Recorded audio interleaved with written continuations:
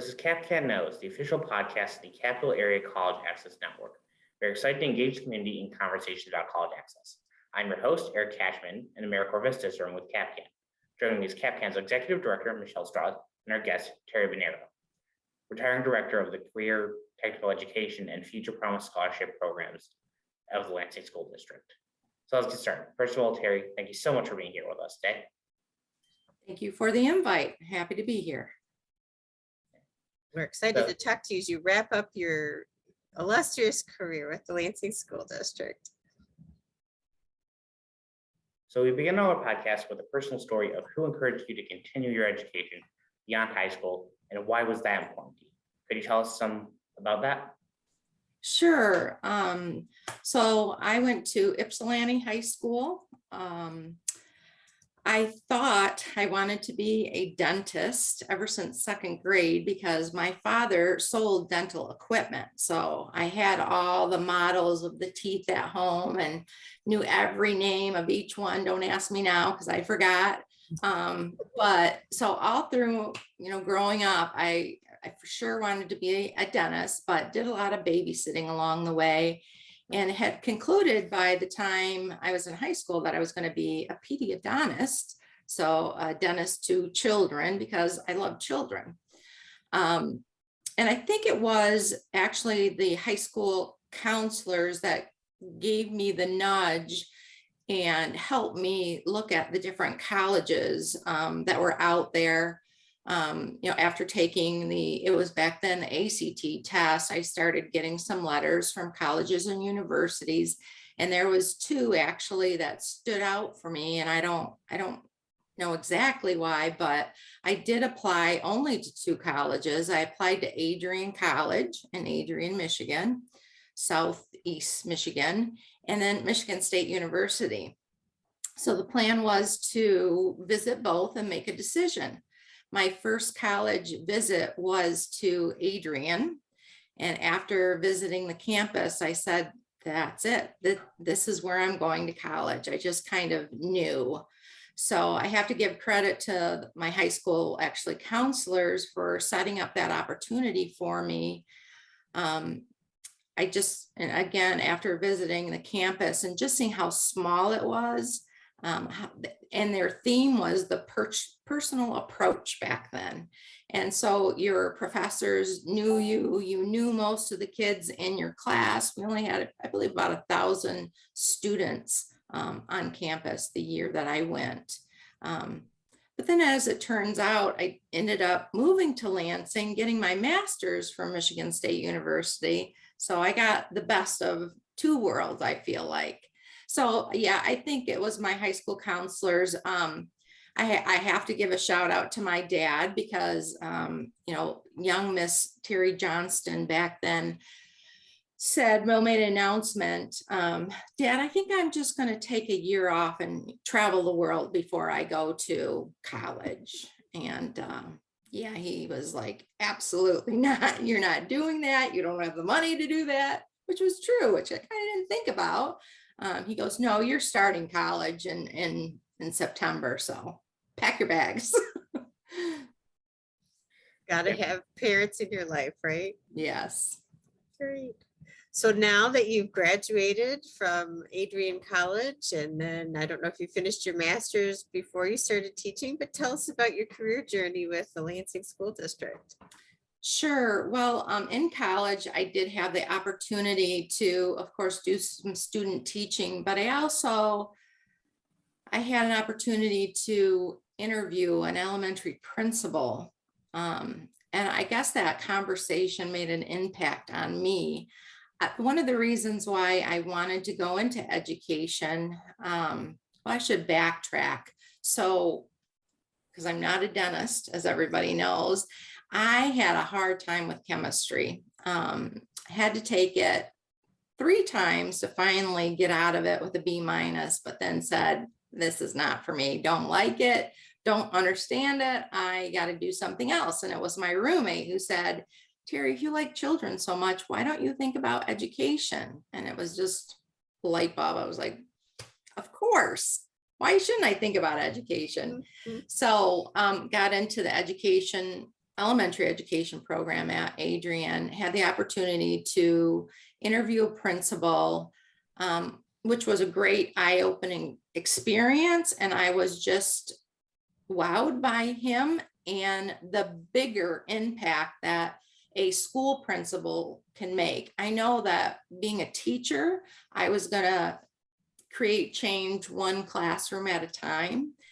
Seeing that he did it one school at a time, I was like, I want to be a principal. So when I graduated from Adrian College, I knew I wanted to be a principal. So I did get my first job in the Lansing School District, teaching second grade, Maple Grove Elementary, which is now closed. After 5 years, again, knowing that I wanted to be a principal, I wanted to see how other school leaders handled the business of running a school. So I chose to go to a different elementary school, and that was Kendon Elementary. And that was a great experience. And they were very two different leaders that I saw and was able to learn from. And then I had the opportunity to get into a leadership academy that was held by our Director of Human Services, the late Larry McQueen, who was one of my mentors, and to learn about what it takes to be a principal. And so there was an opportunity to be an acting principal because one of the principals was going out on health leave. And so I stepped into that position. And then when that position became open, I applied for it. It was a bigger bite than what I thought it was going to be, because it wasn't just a traditional school. It was Wexford Community School, which was a collaboration between MSU and the Lansing School District to really create a community hub in that school. So we had a community center within the school, and we worked with the folks in the human ecology department, and the big focus was developmentally appropriate practices. So learned a lot and grew in that position. Then did that for 5 years, and then moved to Luton Elementary School and stayed there for, I thought I was going to be there for 5 years because that was my pattern, but I ended up staying at Luton for 9 years before I then went on special assignment, downtown administration, worked in the Department of School Improvement and Accountability. Did that for 2 years, and then this position came up, the Director of Pathway Promise, which is really college and career readiness opportunities, K-12, and working with the Lansing Promise to make sure that our kids are ready for that opportunity. And then, and finally, to top it off, I was named the Director of CTE this past year. And I just find my whole career pathway pretty amazing, because I went from a second grade teacher to the Director of CTE. So you just never know where your path will lead you. So it's been fun. And I was glad to top off my career back working with students again, because the farther away you get from a school, the less contact you have with students. And it reminded me that, hey, that's why I got into this business. So. And I can say from having been with you in school settings that you always just shine when you are talking to students. So it's nice to see you do that. Thank you. You obviously have a long experience in education. So why should some students consider a career in education based off of your experience? What do you find rewarding about it? Oh, lots of rewards in education. Again, being with students, seeing the light bulbs go off when a new concept is being introduced, their eagerness to learn, just showing somebody that you care about them and that you're going to take the time for them to listen, to connect to them. It really does, it warms your heart. When I was young and naive in college, one of the reasons I was going into education was because I wanted to change the world. I wanted to make this huge impact, through education. And I truly believe that I could do that. And I still believe it today. I mean, we're helping to create the future, what kind of citizens we want living in this world. Our hands are on these young minds and their hearts, and we're molding the people that are going to be running our state, our country, and our world in years to come. So I believe that, yeah, education, if you want to touch the future, get into education. Can I follow up for a second and ask you, you said after you finished at Adrian and you went and got your master's at Michigan State, what types of things, I guess, did you study in your master's program that aligned with your career in education? Well, because I knew I wanted to be a principal back then, there was a principal certification program. So I got into that. And then so my master's is in education administration. Great, thanks. Mm-hmm. So you mentioned your trajectory is your final role with the school district is as the director of career and technical education. So the new superintendent, Ben Schuldeiner, asked you to take on this big project, really, to reconnect the CTE programs across the district. So what happened and what's on the horizon for Lansing students? So back in, well, it was last July, so right about this time, I was told that I was going to be the new director of CTE. And being the director of Pathway Promise, I had little knowledge of CTE, and I did assist the last two CTE coordinators to start two new programs. One was the cosmetology program at Sexton that is no longer running. And 2 years ago, it was the Fire Science Academy, which is a great collaboration between the City of Lansing and the Lansing School District. We have this 1-year course for students who are interested in fire science. And we actually have somebody from the Lansing Fire Department teaching that course. Mm-hmm. So the problem was with Fire Science Academy and all the other CT courses, which is very few, I'll just list them off real quick. At Hill, we have patient care tech. We have EMT, emergency medical tech. We have graphic print tech. We have business risk management, the Fire Science Academy. So there was 5. There were last August, less than 20 kids in all 5 of those programs. And so my team and I had to hustle to get some more kids in that program because you can't, I mean, you can, but it's not financially responsible to run a class with 5 kids in it. And that's what the average was for each of those classes. So we connected with school counselors, college advisors to say, hey, this opportunity is here. Please look at it, take advantage of it. If you're thinking about one of these career pathways, this can set you up nicely. So the next big challenge came when the superintendent said, and by the way, I have this vision for CTE. I want to create a CTE high school that focuses on 3 different pathways. So it's health sciences, skilled trades, and computer science. Thankfully, he gave us a long runway for that. That's not supposed to open up until 2023. So really this last year, I was getting my feet wet in CTE and just managing the program that I had. And this year is going to be all about creating that implementation plan with a timeline and the tasks that need to be done to make that happen come September 2023. I'm happy to announce that Nicole Millsap, who is the district's college and career readiness coordinator, will be taking my position. And I have worked with her for the last 3 years and have every confidence that she's going to do a great job. But I also told her that I'm not going anywhere. So I would love to just stick around and mentor her and see this vision of the superintendents come to fruition next fall, because I think it's a great idea. And it's a great opportunity for students.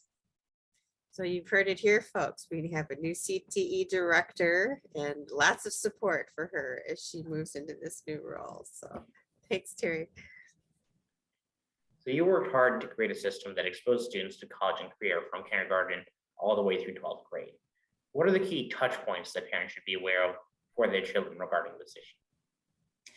So as the director of Pathway Promise, again, it was my responsibility to come up with benchmarking experiences for students kindergarten through 12th grade. And some people think, college and career readiness for kindergarten? Absolutely. The sooner we can start that, the better.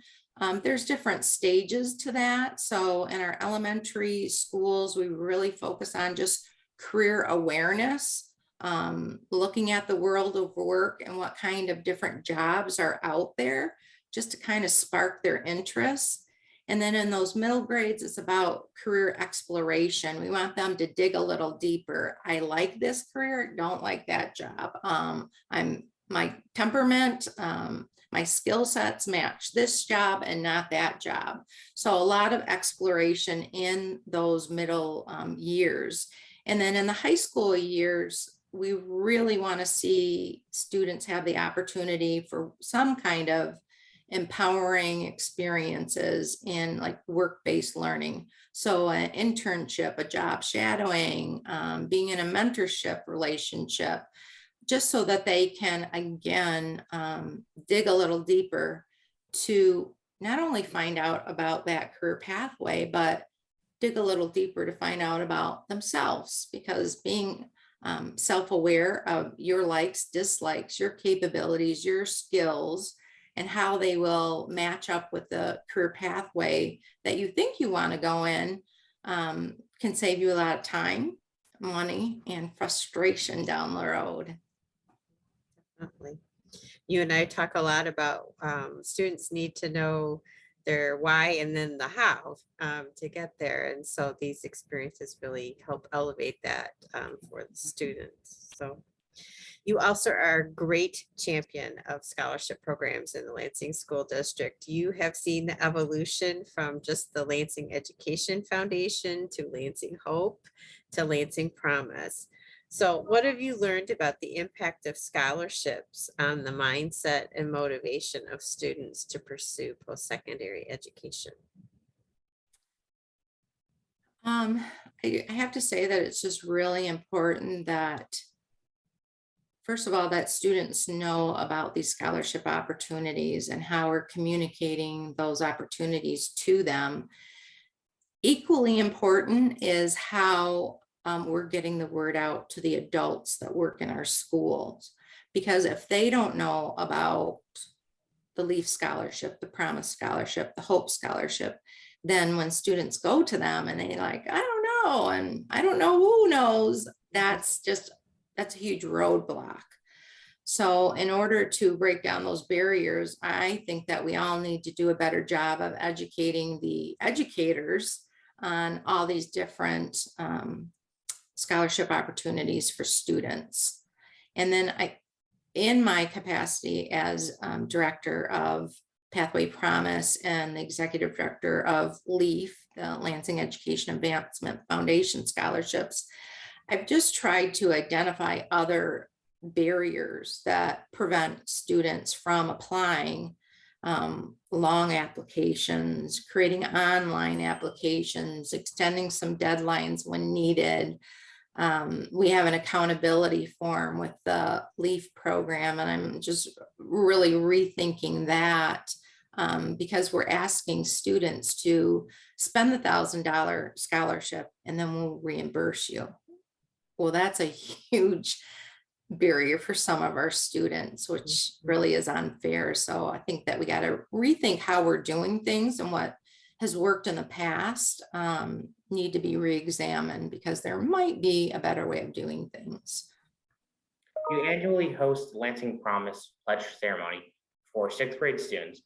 What do you want students and parents to know about the next 6 years? I want them always to keep in mind that they have a great opportunity to attend a college or university in 6 years when they graduate. I want them to hold on to that.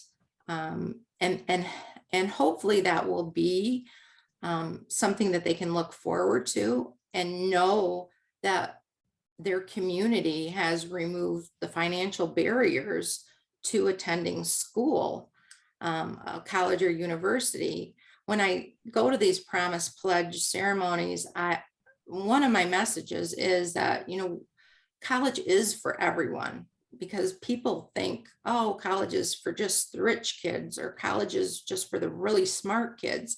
No, college is for everybody. And it's not just for the teachers and the lawyers and the doctors and the dentists and the engineers, but college is for firefighters, it's for police officers, it's for auto mechanics, it's for carpenters, it's for electricians.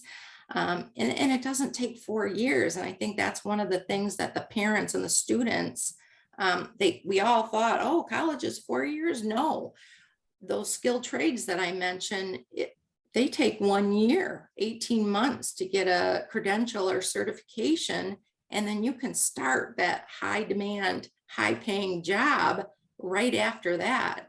So I think it's re-educating students and parents that college is really for everyone. And if they haven't thought about college, they need to. This is why I wanted you on this podcast, because I saw you at the pledge ceremony talking about this, and we have to get Teri to talk about this.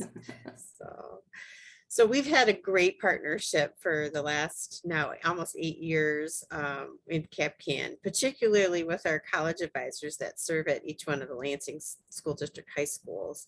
Why has this been an important part of the transition process for your students? Well, those college advisors, they're near peers. I think they have more influence. They talk their language. They can connect with those students. I hate to say it, probably better than I can. So I'm grateful for the partnerships. We all need some support. We all need some pokes at times, and we all definitely need strokes sometimes. So I think those college advisors provide all that for our students, somebody comfortable that they can go to for questions, somebody who can follow up. Hey, did you get that FAFSA done? Somebody they can go to when they're not feeling comfortable or run into a barrier. My parents don't want to give their social security number for this. What's the next step? And I'm not saying that they know all the answers, but I know connected to CapCAN, they can get the answer, because you guys have a great network of supporters and support for them to find answers when it's not readily available to them. So they've just been wonderful, again, connecting with the kids, following up with the kids. And for our annual events, our senior spaghetti dinner, our FAFSA night, it's been fun to plan with them. I know our last financial aid night, they kind of took the reins of the virtual meeting with our seniors and ran with it and did a great job. So, high schools are big. So it's just all hands on deck. And of course, it's better to have more hands to help with the work that we have. And especially at a time as this, coming out of COVID, it was really hard for our students in the Lansing School District, and many, and I want to say 40% of our students fell off track to graduate. So we need everybody we can get to help those kids get back on track so that they can graduate and then make those next big steps. Well, I've been grateful for that partnership and the fact that you've really helped create a system and advocated not only for the college advisors being part of the school district, but certainly for the role of college and career readiness at the school district. So thank you. Absolutely. So it seems we're coming to the end of the interview, and I have one last question for you. We end every interview with #CapCanKnows. where you will say your name and what you know. So I ask you, Teri Bernero, who are you and what do you know? My name is Teri Bernero, and I'm Director of CTE in the Lansing School District. And here's what I know: that education is transformational. Well, that's all the time we have for today. Thank you, Teri, for coming on the podcast to chat with us. Thank you for having me. It's been fun and time flies. That went quickly. Yeah, thank you. For more information on CapCAN, please be sure to follow us on Facebook, Twitter, or Instagram. Links will be in the video description below. Or visit our website at capcan.org.